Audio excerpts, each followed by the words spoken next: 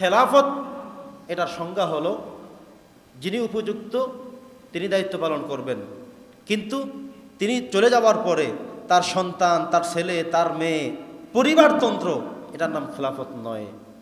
নবীজি যখন ইন্তেকাল করেছেন একটু মনে করে দেখবেন, নবীজির দাফন করা হয়নি, 2 থেকে 3 দিন পর্যন্ত রেখে দেওয়া হয়েছে। আগে খেলাফত ঠিক করতে হবে, দাফন করা হবে পরে, আগে নির্ধারণ করা ওনাকে কবরে রাখার পর কে দেশ চালাবে, কে শাসন করবে, কে সমগ্র পৃথিবী পরিচালনা করবে। এরপরে আবু বকর রাদিয়াল্লাহু তাআলা আনহুকে খেলাফত দেওয়া হলো। পরেন সুবহানাল্লাহ। নবীজি যাওয়ার আগে ইঙ্গিত দেওয়া হয়েছে ওনাকে করা হবে, অথচ আবু বকর রাদিয়াল্লাহু তাআলা আনহু নবীজির ফ্যামিলির কেউ না, ভাই না, সন্তান না, তাকেই করা হলো। কেন? তিনি আমলের দিক থেকে উপযুক্ততা রাখেন। আবু বকর রাদিয়াল্লাহু তাআলা আনহু ইন্তেকালের পরে হযরতে ওমর ইবনুল খাত্তাব রাদিয়াল্লাহু তাআলা আনহুকে খেলাফত দেওয়া হলো, কারণ তিনি উপযুক্ততার নিরিখে তিনি অগ্রাধিকার রাখেন, তাকে দেয়া হলো।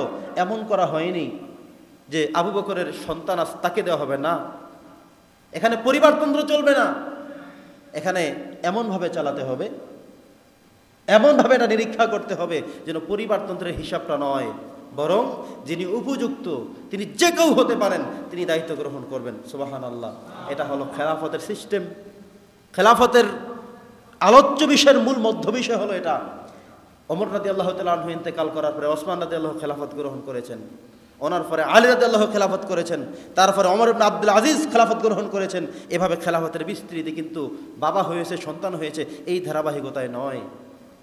প্রিয় উপস্থিতি, একটু বাংলাদেশের দিকে লক্ষ্য করে দেখেন তো, আমাদের বিএনপির ভাইয়েরা যারা রয়েছেন লক্ষ্য করে দেখবেন, শহীদ প্রেসিডেন্ট জিয়াউর রহমান হাল ধরেছিল বিএনপির, ওনার শাহাদাতের পরে তার ফ্যামিলি থেকে তার স্ত্রী আবার হাল ধরেছেন, বেগম খালেদা জিয়া। এরপরে উনি এখন প্রচণ্ড পরিমাণে অসুস্থ, সবার ভিতরে একটাই স্বপ্ন, ওনার যেহেতু অসুস্থ বা তিনি তার অ্যাবসেন্সে, তার এগেনিস্টে দায়িত্ব পালন করবেন তারেক রহমান। তার মানে হলো আমাদের মধ্যে এমন একটা টেন্ডেন্সি যে পরিবারের ওনারাই আসবেন। চলেন আওয়ামী লীগের কথা, বঙ্গবন্ধু শেখ মুজিবুর রহমান তিনি দায়িত্বে ছিলেন, তার শাহাদাতের পরে, ইন্তেকালের পরে দায়িত্ব নিয়েছেন শেখ হাসিনা।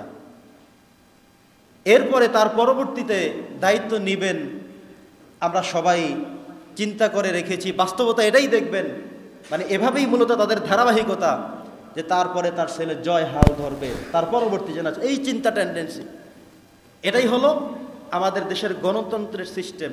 কিন্তু ইসলামের সিস্টেমটা কি এমন ছিল? লক্ষ্য করে দেখেন তো, এমন ছিল কিনা?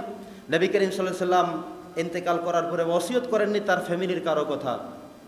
হযরতে আবু বকর সিদ্দিক রাদিয়াল্লাহু তাআলা আনহু তিনি যোগ্যতার বলে খেলাফত পেয়েছেন ওমর রাদিয়াল্লাহু, পেয়েছেন ওসমান রাদিয়াল্লাহু, পেয়েছেন আলী রাদিয়াল্লাহু তাআলা আনহু, এভাবেই। তো যেটা বলছিলাম, হযরতে মুআবিয়া রাদিয়াল্লাহু তাআলা আনহু ইরাকের গভর্নর ছিল, বাদশা ছিল, প্রধান ছিল। তিনি ইন্তেকাল করার পরে সিস্টেম অনুযায়ী, খেলাফতের সিস্টেম যিনি উপযুক্ততা রাখেন তিনি তারপরে দায়িত্ব গ্রহণ করবেন। কিন্তু মুআবিয়া রাদিয়াল্লাহু তাআলা আনহু ইন্তেকাল করার পরে তার পুত্র ইয়াজিদ তিনি বললেন যে ক্ষমতার অধিকারী আমি, অথচ নবীজির জীবদ্দশায় নবীজির কোনো সুন্নাহ তিনি পালন করেননি। নবী করিম সাল্লাল্লাহু আলাইহি সাল্লামের রেখে যাওয়া যে আদর্শগুলো, এগুলো তার মধ্যে ছিল না। তার মধ্যে ছিল চরিত্রহীনতা, ছিল স্বেচ্ছাচারিতা ছিল তার মধ্যে, অতএব কারণে সে উপযুক্ততা রাখে না খেলাফতের। হযরতে মুআবিয়া ইন্তেকাল করার পরে তার সন্তান ইয়াজিদ তিনি ক্ষমতা বা খেলাফত পাওয়ার উপযুক্ত রাখে না। তারপরে খেলাফতের উপযুক্ত একজন মানুষ ছিল, তিনি হলেন নবী করিম সাল্লাল্লাহু আলাইহি সাল্লামের নাতি ইমাম হোসেন রাদিয়াল্লাহু তাআলা আনহু। তো দেখা গেল জোরপূর্বক বশত হযরতে মুআবিয়া ইন্তেকাল করার পরে সেই চেয়ারে ইয়াজিদ বসে গেল এবং সে তার বাবার এগেনিস্টে কাজ করবে বলে ঘোষণা দিল। ওইদিকে সমস্ত মানুষ জানে খেলাফত তো এটা না, তুমি তো উপযুক্ততা না, তোমার উপযুক্ততা তোমার নেই, রাখো না, অতএব তোমার এই সমস্ত কথা আমরা শুনতে রাজি না। তারা সবাই আমন্ত্রণ জানালো যে না, আমরা শুধুমাত্র একজনকে মানি খেলাফতের সিস্টেমে, সেটা হলো হযরতে হোসেন রাদিয়াল্লাহু তাআলা আনহু। সবাই চিঠি পাঠালো, চিঠি যেতে যেতে ইতিহাস সাক্ষ্য দেয় প্রায় 12,000-এর মতো চিঠি গিয়ে মক্কাতুল মুকাররমে পৌঁছে গেল।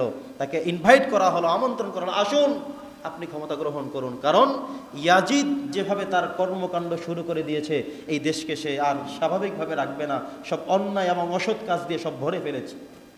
তো সর্বোপরি হযরতে ইমাম হোসেন রাদিয়াল্লাহু তাআলা আনহু মক্কা থেকে বিদায় নিয়ে পুরো পরিবারের 72 জন সদস্যকে নিয়ে রওনা করলো কোথায়?